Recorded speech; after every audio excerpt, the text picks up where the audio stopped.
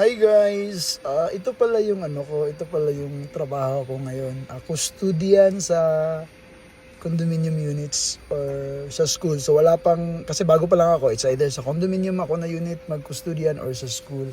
So yan, anong tawag nito? Vacuum sa mga hallways, mga ganyan. Yun yung trabaho ko, and then yan, mga trapo-trapo. Actually, may experience na ako sa ganito kasi sa medicine nut din, cleaner din ako, and then nag-DoorDash din ako, diba? So, eto yung trabaho ko. Ganito lang, and then paglilinis ng glass, sa mga glasses, diba? So, ganun lang. Pagkatapos ng trabaho na to, 8 hours, ay syempre, mag-shift na naman ako sa ibang trabaho pagkatapos ito. Kasi, first day ko naman ngayon, kaya ginalingan ko. Adam guys, nag-ano na naman ako. Para mag-DoorDash na naman ako. Magdi-deliver na naman ako. Diyos ko. Galing tayo sa cleaning. Ayun, delivery na naman. So, diba?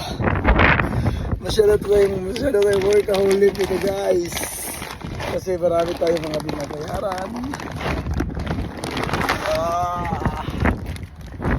Nag-pick up kasi ako. So, i-deliver ko sa mayari. Ganito yung buhay dito. Trabaho.